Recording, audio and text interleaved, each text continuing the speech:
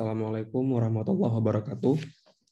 Baik, pada pertemuan ini kita akan lanjut membahas tentang set of operation atau operasi himpunan. Nah, tentu teman-teman pernah mendengar apa itu himpunan ya. Nah, himpunan itu adalah suatu kumpulan ya. Jadi ataupun suatu apa istilahnya ya, anggota dari suatu kumpulan atau gabungan. Nah, itu disebut dengan himpunan. Nah, tapi himpunan ini dia punya batasan. Artinya dia punya elemen-elemen yang terkandung dalam anggota himpunan itu, yang itu kemudian menjadi suatu set of collection of objects yang disebut sebagai himpunan gitu ya. Nah, objeknya itu bisa apa aja, bisa elements atau bisa juga number. Jadi bisa disebutnya elemen atau member of set gitu ya. Nah, misal ada himpunan, tandanya itu ditulis dengan kurung kurawal ya, seperti kurung kurawal ini. Kemudian ditutup dengan kurung kurawal juga. Misalnya di sini ada himpunan 1, 2, 3, berarti elements atau anggota himpunannya ada 3, which is nomor 1, kemudian 2, dan bilangan 3 gitu ya. Atau bisa juga elemennya itu lebih dari 3 ini, bisa jadi sampai 100 elements. Misal ada dari angka 1 sampai angka 100.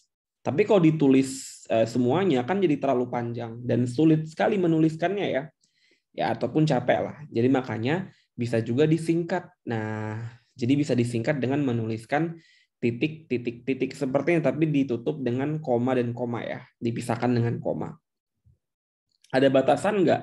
Nggak ada, asal terlihat aja 2 angka di awal ya, kemudian 1 angka di akhir sebagai batas awal sama batas akhir. Jadi orang tahu bahwa ini adalah bilangan 1 sampai dengan 100. Atau bisa juga ditulis 1, kemudian 2, 100. Nah, berarti bilangan 1 sampai bilangan 100. Titik-titik ini berarti dari angka berapa? 3 sampai dengan 99 gitu ya. Jumlah elemennya berbeda nggak kalau disingkat? Ya enggak, tetap sama ya. Tetap jumlah elemennya adalah sejumlah elemen walaupun ditulis total atau sempurna tanpa disingkat, gitu ya. Nah, di sini kita bisa lihat misalnya ada suatu himpunan A gitu ya. Anggota himpunannya adalah 1, 2, dan seterusnya hingga 100. Berarti ada dari angka 1 sampai angka 100. Nah, kemudian maka kita bisa katakan bahwa jumlah elemen dari A itu adalah angka 100 ini elemen daripada himpunan A gitu ya. Tapi kalau angka 101 itu bukan elemen dari A karena 101 itu ada di luar dari himpunan ini karena lebih dari 100 gitu. Nah, itu ya. Kemudian bisa juga ada istilah menjadi elemen gabungan. Misalnya ada himpunan A dari 1 sampai dengan 100. Lalu ada himpunan B, anggotanya 1 sampai dengan 5. Maka kita bisa katakan bahwa semua elemen dalam himpunan B itu adalah menjadi elemen ya juga bagian dari elemen A. Nah, maksudnya gimana? 1, 2, 3, 4, 5 ini semuanya ada dalam himpunan A ya. 1, 2, 3, 4, 5. Betul ya? Makanya B itu juga merupakan elemen dari A. Tapi ya ada elemen dari A yang bukan elemen dari B. Jadi tidak semua elemen A itu jadi elemen B. Kenapa? Karena lebih dari 5 untuk yang A, begitu lebih dari 5 di B udah nggak ada lagi, ya kan? Nah, B cuma sampai 5 batasannya. Jadi ada elemen dari A yang bukan elemen dari B. Tapi semua elemen B adalah elemen dari A, gitu ya. Oke, kemudian kita berbicara mengenai notasi. Nah, notasi ini misalnya kita sebut adalah kita objeknya misalnya X, ya objeknya adalah X. X ini bebas mau bilangan real, mau bilangan genap, ganjil, prima, bilangan real, apapun itu bilangan cacah misalnya ya. Either X is an element of A ya. Jadi X itu adalah elemen atau anggota dari himpunan A, ataupun X itu juga bukan anggota dari A. Jadi bisa 2 kemungkinan. Bisa dia anggota dari A, bisa juga bukan anggota dari A. Nah, cara menulis notasinya itu adalah kalau dia adalah elemen of A atau anggota dari himpunan H, maka ditulisnya adalah X ya, ada garis kayak seperti sisir, kemudian ada ada A. Artinya adalah X merupakan anggota himpunan dari A. Nah, itu ya. Kemudian kalau misalnya yang kedua, kalau bukan anggota himpunannya, maka ditulisnya adalah X, kemudian sisir, kemudian dicoret daripada A. Berarti dia bukan anggota himpunan dari A. Nah, itu ya. Oke. Kemudian bisa juga kita sebut ya, bahwa himpunan itu boleh juga nggak ada anggotanya. Jadi himpunan itu boleh tidak ada anggota. Nah, kalau nggak ada anggota, himpunan itu disebutnya himpunan kosong atau empty set. Nah, dan tandanya adalah ada tanda zero dikasih slash seperti itu ya. Jadi misalnya seperti ini, ada suatu himpunan A, kemudian anggota himpunannya seperti ini ditulisnya.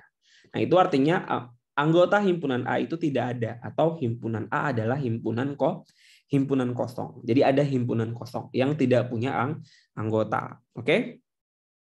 Nah, kemudian cara menuliskan himpunan itu ada macam-macam. Ada dua cara. Misalnya tadi kita anggap anggota himpunan A itu adalah X.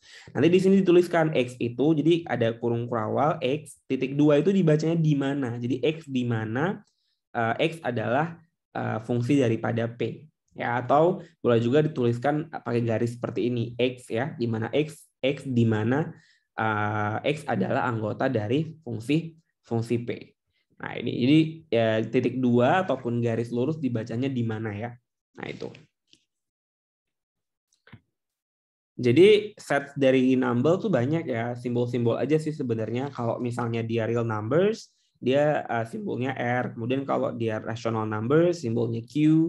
Integers, bilangan bulat itu Z. Positive integers itu Z+.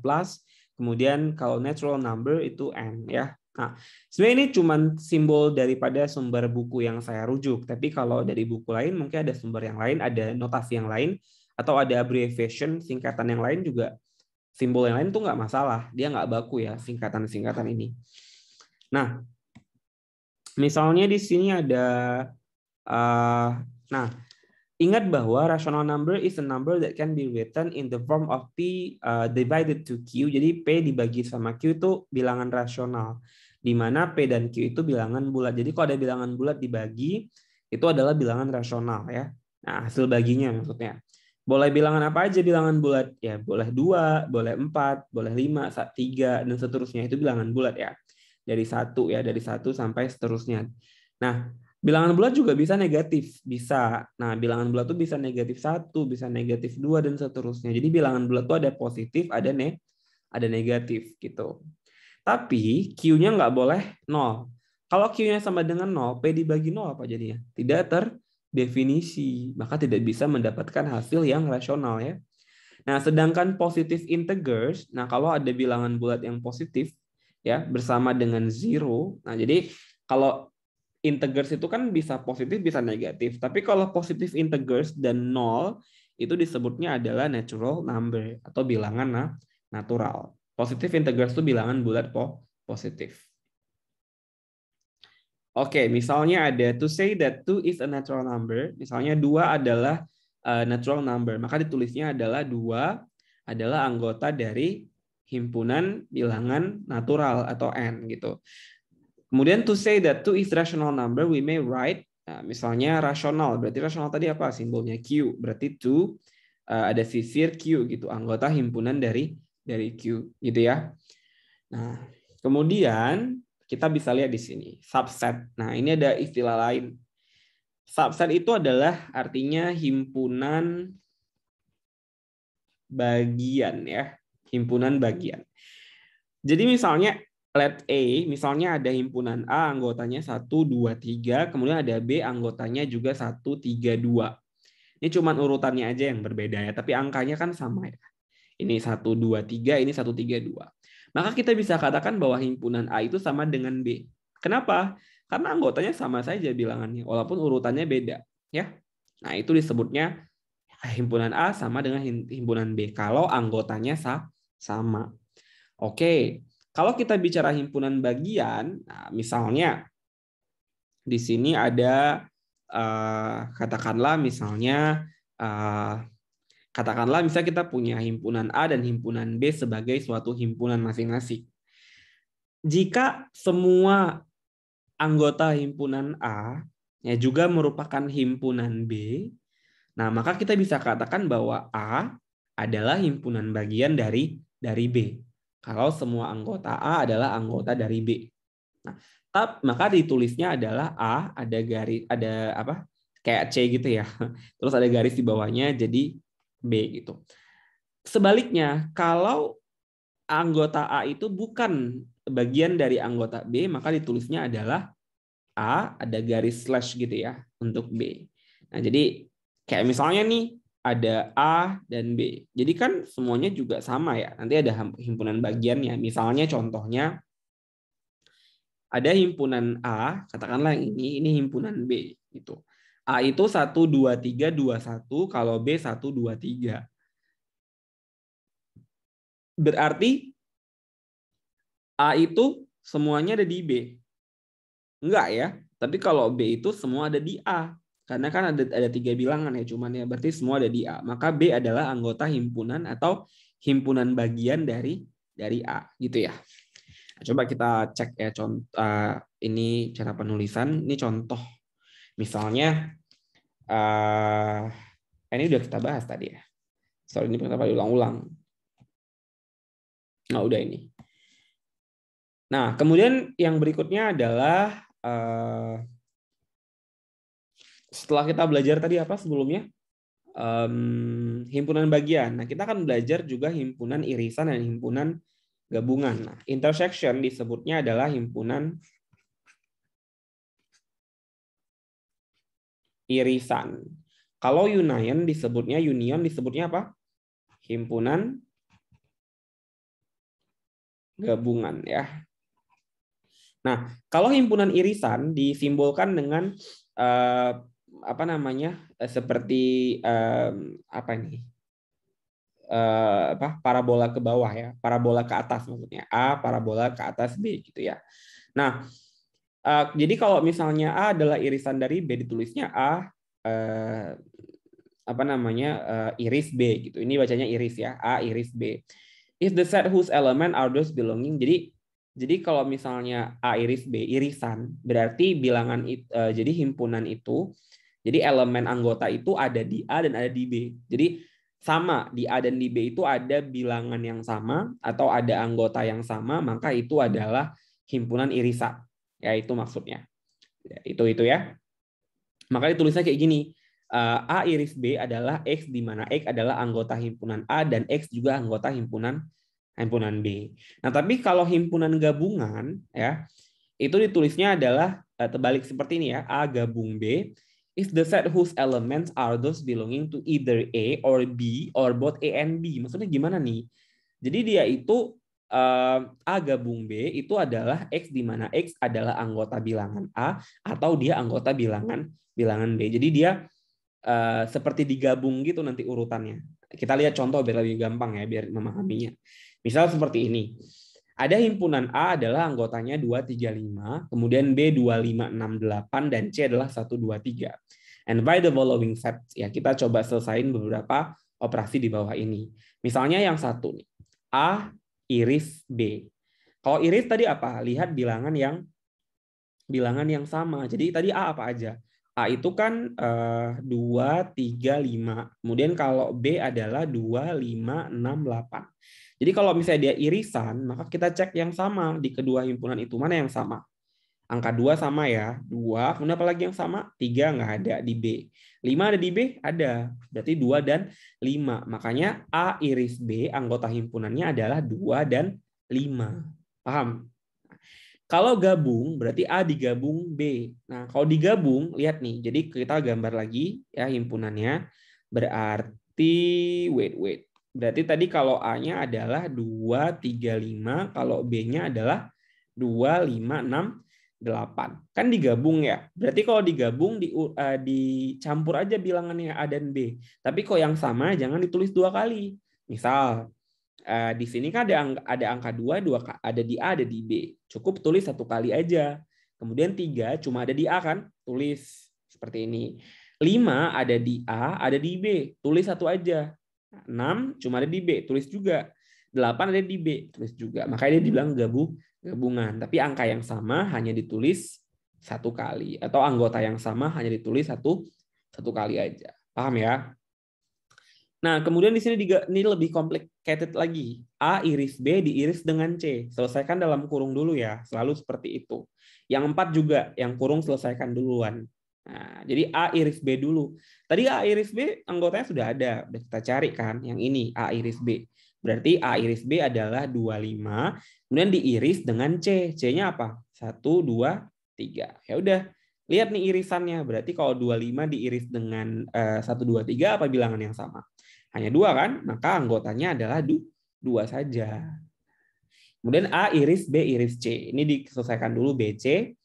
BC belum pernah ada ya, berarti kita selesaikan BC dulu. B-nya apa? B-nya adalah 2, 5, 6, 8. C adalah 1, 2, 3. Nah, kalau B diiris dengan C, bilangan yang sama yang mana? Yang mana? 2 ya. Hanya 2 saja ya. Oke, berarti di sini B iris C adalah 2. A-nya 2, 3, 5. Jadi 2, 3, 5 diiris dengan 2. Bilangan yang sama tuh 2 lagi. Maka jawabannya juga anggota himpunannya adalah 2. Paham? Oke, mudah ya. Nanti diulang-ulang di bagian ini kalau belum paham. Oke, sekarang ada komplement. Komplement itu pelengkap. Berarti gini, kira-kira dia itu belum ada dalam anggota himpunan, dilengkapi sampai terpenuhi semua anggota himpunannya.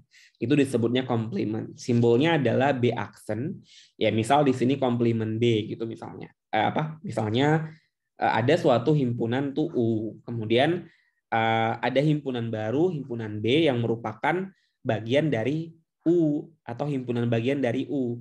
Maka B bisa kita sebut sebagai himpunan komplement atau himpunan pelengkap. Jadi disimbolkan dengan B aksen atau B pangkat C, B komplement gitu. Contoh misalnya ada katakanlah himpunan U itu adalah bilangan 1 sampai 12. Kemudian dari himpunan U ini kita bisa turunkan misalnya jadi himpunan A, B dan C. Ini misal.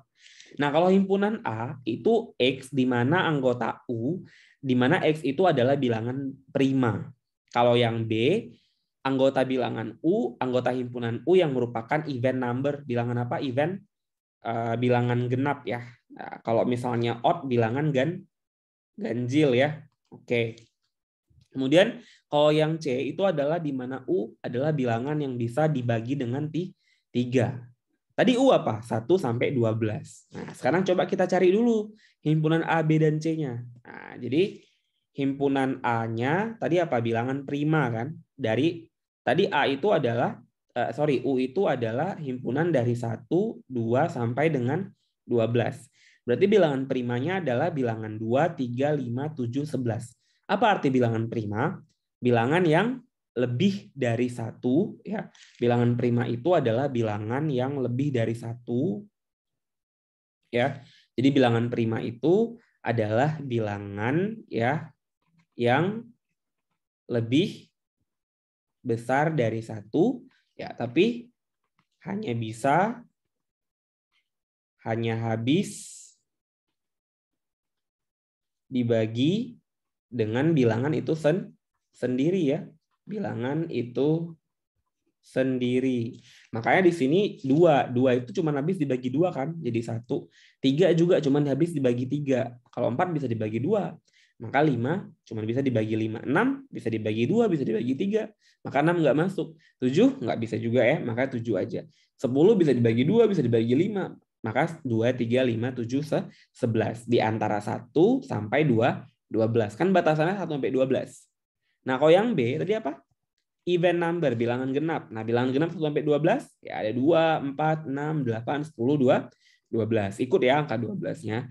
Kalau bilangan yang habis dibagi 3 yang C ya, divisible by 3. Yang mana? 3 habis dibagi 3 kan? 6, 9, 2, 12.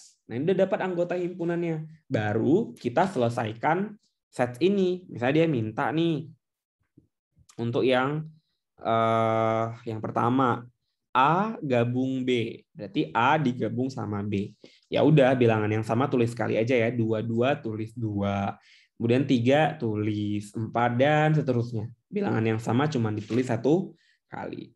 Kalau A iris C, berarti A diiris dengan C. Mana bilangan yang sama? Hanya 3 saja ya. Nah, maka 3 anggota himpunannya. Kemudian B iris C, gitu juga B iris C. Bilangan yang sama hanya 6, kemudian 2, 12. Ya, makanya ada anggotanya 6 sama 2, 12. Kemudian, ini bisa selesaikan sendiri ya. Ini juga bisa sendiri dipahami caranya gimana. Ya, kemudian ini sama konsepnya yang tadi. Saya mau jelasin yang ada accent biar ngerti ya. A gabung B. Tadi kan A digabung B tuh udah ada himpunannya, kita buat yang ini A gabung B kan. Karena ini dijadikan komplement karena ada tanda aksen, berarti komplement. Coba lihat dari 2 sampai 12, bilangan apa yang belum ada? Nah, itu disebutnya komplement atau pelengkap. Dari 2 sampai 19, yang sampai 12 yang belum ada adalah angka 1 ya, kemudian sama angka 9. 9 sama 1. Itu yang belum ada. Kenapa? Kenapa ada 1? Kenapa harus 1? Kenapa nggak 0? Karena tadi himpunan U itu adalah dari angka 1 sampai 12. Jadi setelah digabung, tadi ada dibuat A komplement dan A digabung B dikomplementkan, dapatnya kan 2 sampai 12. Nah, A gabung B itu yang belum ada yang angka 1 sama angka 9 gitu ya. Kalau misalnya A komplement dan B komplement gimana? Nah, lihat. Tadi himpunan A ada apa aja? Himpunan A itu kan bilangannya adalah 2, 3, 5, 7, 11. 2, 3, 5, 7, 11. Tadi kan batasnya 1 sampai 12. Yang belum ada di himpunan A apa? Ya, yang belum ada adalah bilangan 1, kemudian 4 ya kan, 6 ya, 8 ya, 9, 10 ya. Nah, 12 juga belum ada kan? Nah, maka ditulis 1, 4, 6, 8, 9, 10, 12. Itu adalah A aksen atau A komplement. Kalau B komplement lihat B dulu. B-nya itu apa aja bilangannya? 2, 4, 6, 8, 10, 12 ya. 2, 4, 6, 8, 10, 12. Kan bilangan genap. Berarti yang belum ada itu B komplementnya adalah bilangan ganjilnya, ya kan? Nah, kemudian diiris jadi hasil komplement dikomplementkan dulu baru diiris. Nah, iris cek yang sama 1 dan 9. Maka jawabannya adalah yang ini. Paham ya? Ini adalah cara operasi dari himpunan. Oke, mantap. Ini adalah yang perlu kamu kerjakan ya. Nanti di sini dari A sampai dengan L. Banyak ya. Nah, ya nggak apa-apa lah ya. Latihan. Coba lihat di sini. Himpunannya adalah himpunan A, di mana A adalah anggota himpunan ya, yang lebih kecil sama dengan 10. Berarti kalau lebih kecil sama dengan 10, kira-kira dia masuk angka 10 nggak? Masuk. Berarti dari 1 sampai dengan 10. Kemudian kalau misalnya yang B, X adalah bilangan prima. Nah, bilangan prima itu berarti yang U ya. X adalah di mana U itu adalah bilangan prima. Tadi lihat di sini. Tadi U-nya itu adalah X di mana U adalah kecil daripada 10. Oke, kemudian yang X ini adalah bilangan prima. Kemudian kalau yang C adalah even number, bilangan genapnya. Kemudian, nah di mana U itu adalah 1 sampai 19. Nah, tapi tadi dibatasin ya, untuk A itu hanya U yang kecil dari 10. Berarti dari 1 sampai 10. Kalau yang B bilangan prima. Nah, kamu cari ini himpunan B itu adalah bilangan prima dari 1 sampai 19. Yang mana aja bilangan primanya. Ingat ya kata kuncinya, lebih dari 1 dan hanya bisa dibagi dengan bilangan itu sendiri. Kemudian yang C adalah even number, bilangan genap. Nah, bilangan genap dari 1 sampai 19. Jadi kamu buat dulu himpunan A-nya anggotanya apa aja, himpunan B-nya anggotanya apa aja, himpunan C anggotanya apa aja. Baru kamu bisa selesaikan A sampai dengan L ini. Bisa ya? Oke. Sampai di sini dulu saya akhiri presentasinya. Semoga kamu mengerti dan tolong ditanyakan jika hal-hal ini belum kurang dipahami. Kalau masih kurang paham juga kalau bisa diulang-ulang videonya ya. Terima kasih banyak. Saya akhiri presentasi ini. Assalamualaikum warahmatullahi wabarakatuh.